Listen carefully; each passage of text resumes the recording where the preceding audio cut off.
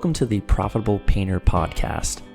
The mission of this podcast is simple: to help you navigate the financial and tax aspects of starting, running, and scaling a professional painting business. From the brushes and ladders to the spreadsheets and balance sheets, we've got you covered. But before we dive in, a quick word of caution. While we strive to provide accurate and up-to-date financial and tax information, nothing you hear on this podcast should be considered as financial advice specifically for you or your business. We're here to share general knowledge and experiences, not to replace the tailored advice you get from a professional financial advisor or tax consultant.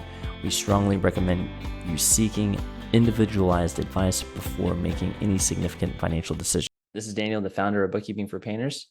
And this is Richard, tax director. How's it going, Daniel? It's going well. Good. I feel like I'm just like a floating head right here with this background, black background and black t-shirt, like I'm on a movie poster. You know, back in the 80s, they always had the movie posters where it's just like a big floating head. Yes. If you'd like to see what Daniel's talking about, you're going to have to watch this on the YouTube version. But yeah, you're dressed very appropriately for the green screen. Like it's just little disembodied accounting thing going on here. Yeah, but I know this past week you're just celebrating 20 years in marriage. Congratulations. Oh, well, thank you. Yep, my wife and I, we had our 20th anniversary a few weeks ago.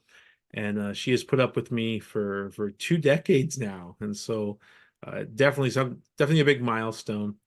And speaking of spouses and, and working together, question that we get asked a lot has to do with, should I put my spouse on my company's payroll? And if you're wondering, I did not buy my wife a paycheck for our 20th anniversary. She is smart enough not to want to work with me, but no.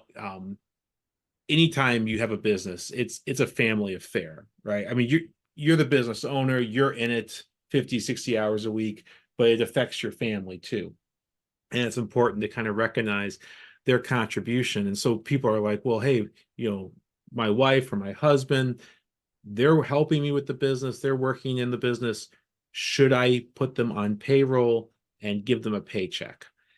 And the answer is, it really depends. And I know that's not a very satisfying answer, but this is kind of a hairy topic, and there's a lot of variables here. So I thought today we could talk about 2 really bad reasons to put your spouse on payroll and 2 really good reasons. And what you do ultimately will be a decision you got to make with your tax professional or your accountant. But this kind of gives you some of the main points to consider whether you want to do this or not. Yeah, it's a good topic, and you can really set your family up for success, your spouse, your family in general. That's a common topic. We're always bringing this up on how you can bring your family and to get rewarded for the business that you're running. And it reminds me of Sam Walton, the founder of Walmart. He did this like a pro, and I think like pretty much all his immediate family members are billionaires because you get them involved early, and he really set them up for success. So it's something your family members might not make them billionaires, but you can at least get them taken care of if you pay attention to these details. So, right, not billionaires yet. That's the key. So even if your spouse, or if you've got like grown children who are helping you in the business, even if they're not on payroll, let's recognize the contribution that they make. At the very least, your spouse should be on your board of advisors or board of directors. If you're a corporation, you definitely need their input, and they know you better than anyone else. So make sure that you are taking advantage of that. And then the other side of that is, your spouse should have access to some of the profit from your business. And sometimes people are like, well, if my wife or my husband's not on payroll, how do I give them money? Can I just give them a draw? Well, let's kind of think about this logically, right? If you have a spouse, then you probably are legally married. And if you're legally married, then you have the ability to file a joint tax return. And you do have to be legally married or at least meet that definition. So, there does have to be some kind of marriage contract here, but you're filing a joint tax return. And if you're filing jointly, then the income that you make is taxed to the both of you, right? It's not separated out. Whatever you make, whatever they make, it all gets pulled together on one tax return. So if that's the case, then any draws or distributions that you give to your spouse, they're treated just like draws or distributions to you. The IRS doesn't care. It's all going on one tax return. So moral of the story is if they need some money, it's perfectly fine to give them a distribution from the business, just like you would give yourself a distribution from the business.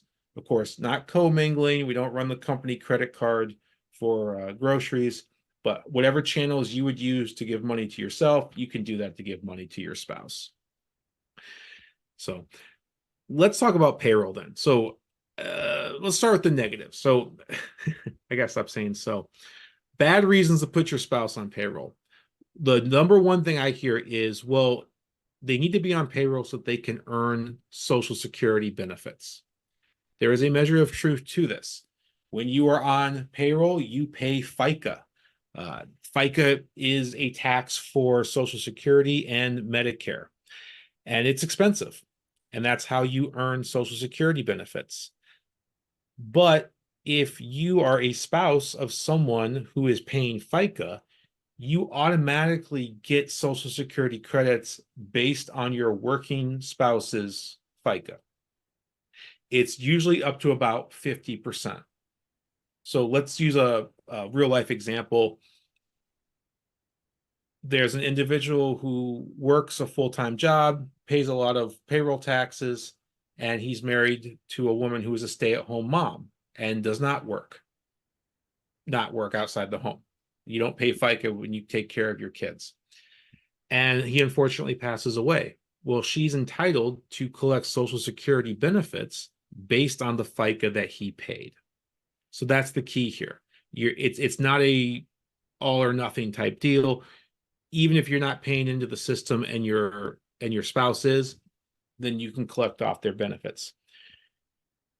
So if you're going to put your spouse on payroll just to bump up the Social Security benefits, you're going to have to pay them a lot of money for a lot of years in order for them to earn more Social Security benefits than they would being attached to you. And it's a really bad rate of return on investment.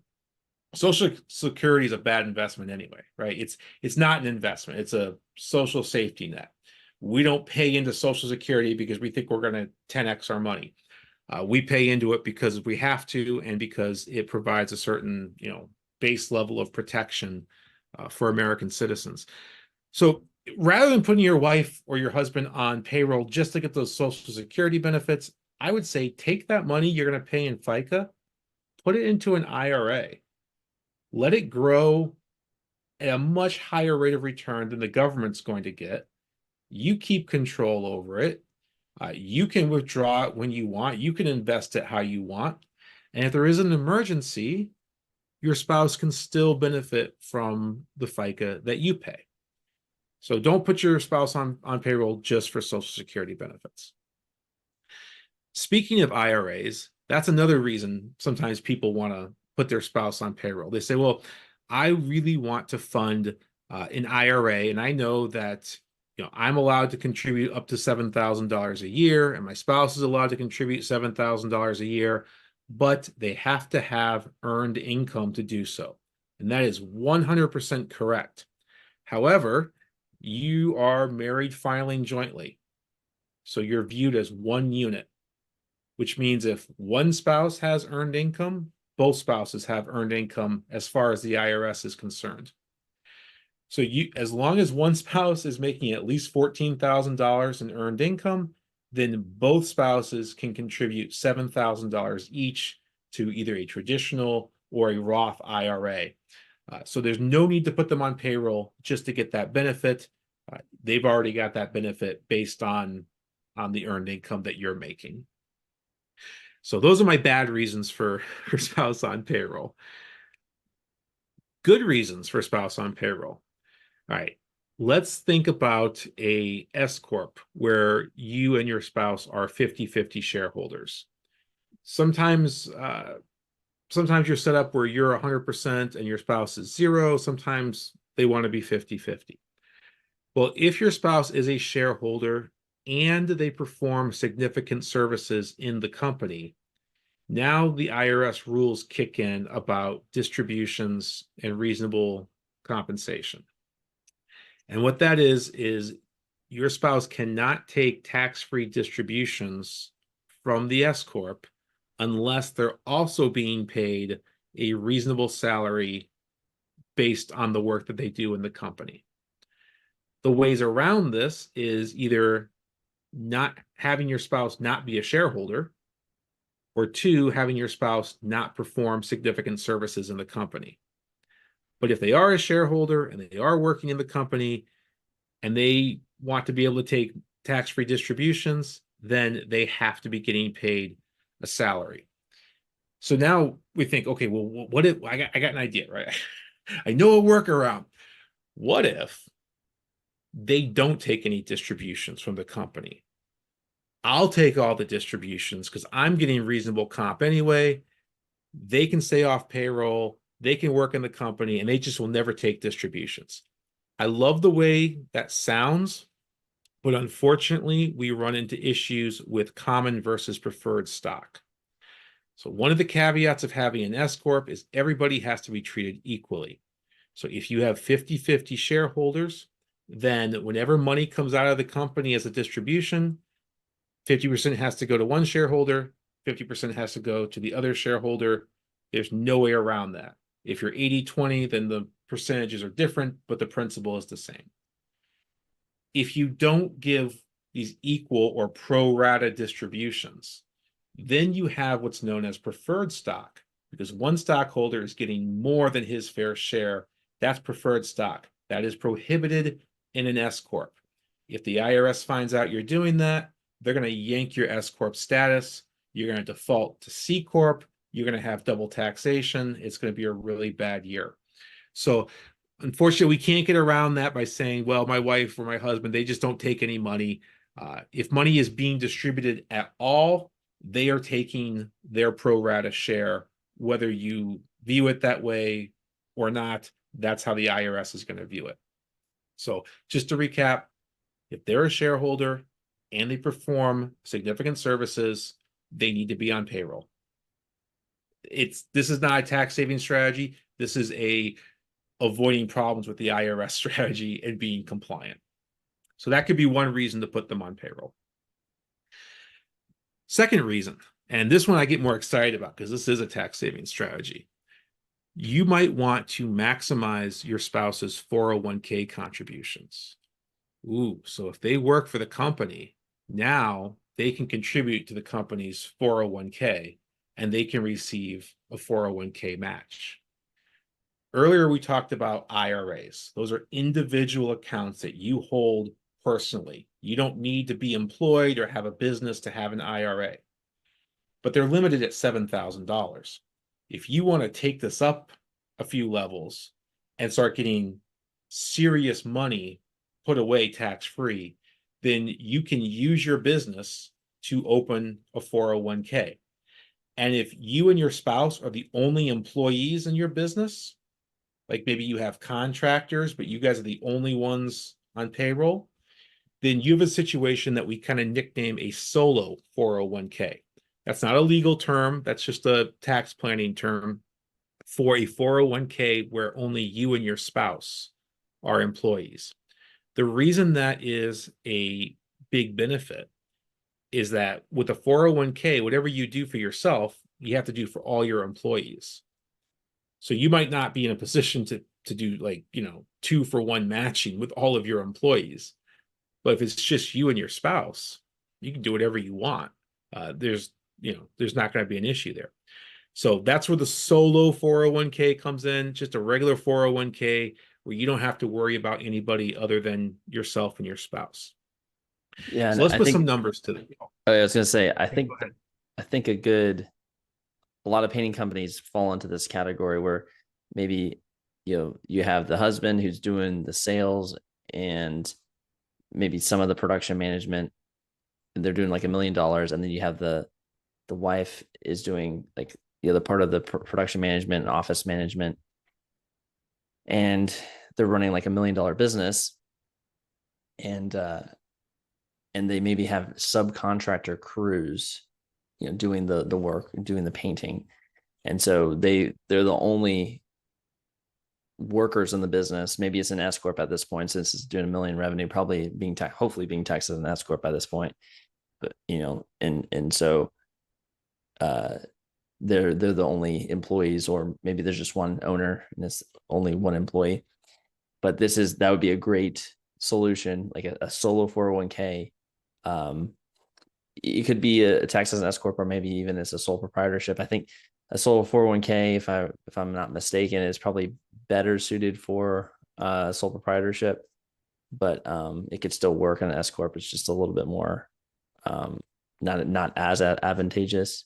But I could see a lot of painting businesses that have that husband wife team that are doing like 500,000 to $1 million in revenue, and they have subcontractor crews. Absolutely. Absolutely. And before you go out and do it, talk to your tax professional, because there are some rules around it. If if you've got a certain ownership in other businesses that have employees, or your business is a part of a consolidated group that has employees, you might be disqualified. But like Daniel, what you described, a husband and wife team who is running a painting business using a contractor model, they are an ideal candidate for solo 401k. And if you don't qualify for a solo, that's okay too. We can definitely talk about a safe harbor or a group 401k. You might not be able to be quite as aggressive with it, but you're still going to be able to get some tax savings. You just have to consider how the other employees in your company are going to be treated. So let's just kind of throw some numbers on it, because to me, like, this is all awesome, but when I put the numbers on it, it really kind of solidifies it in my mind. So you're on payroll, and you're thinking, hey, you're already got your 401k. You're already putting in as much as you possibly can. What would happen if I brought my spouse in now too? All right. So the contribution limit, these are the employee deferred contributions, or the amount that's going to come out of the employee's paycheck, is $23,000 for people who are 50 and younger in 2024. So you're going to need to pay your spouse at least $23,000. But there's also a cost, because although those contributions are not subject to income tax, that's right, the whole point, we're not going to pay taxes on this, they are subject to that F word, FICA. So we have to pay them a little bit more than $23,000 so that we can factor in the FICA. In this case, it's going to be approximately $25,000, a little bit under $25,000. So we pay them $25,000, that covers their FICA and $23,000 worth of 401k contributions. Now the company is able to match those contributions up to a maximum of 25% of their payroll. So 25% of 25,000 is $6,250. That's what the company is allowed to match.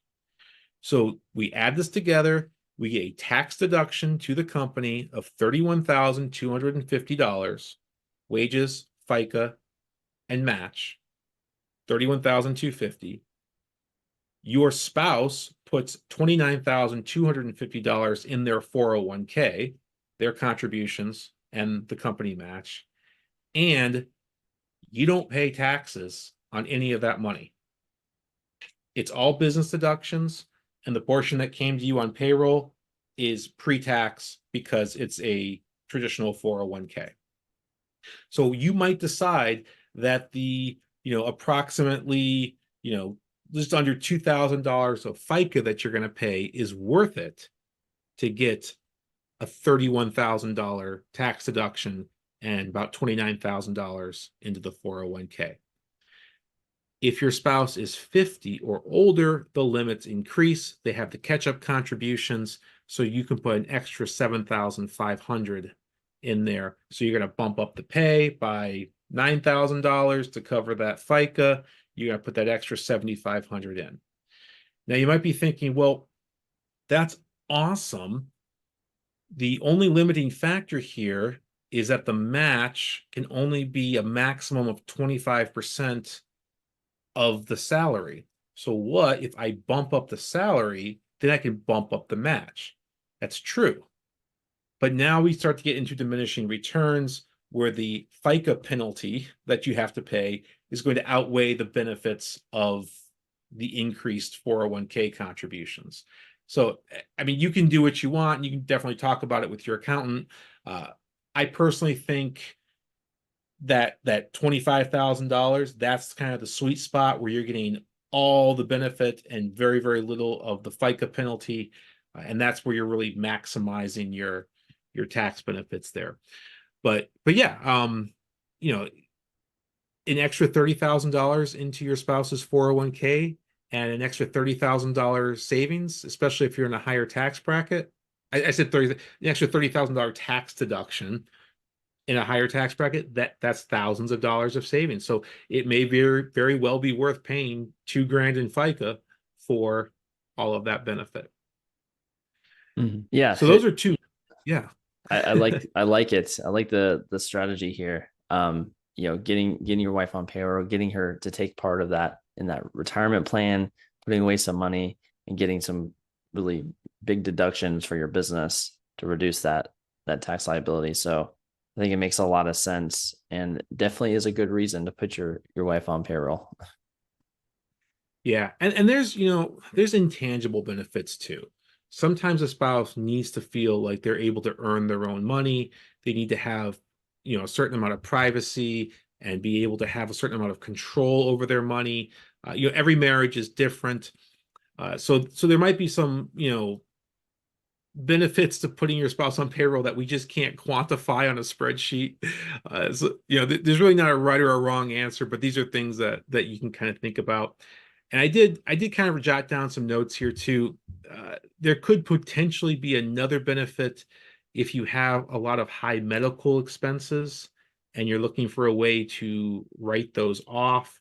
As you know, itemizing medical expenses is a terrible way of writing off your medical costs for a few reasons. One, you can't write off you're limited. So let me phrase it. You're limited, right? 7.5% of AGI. You got to pay that out of pocket. Then you got to itemize, and most of us don't. It's terrible.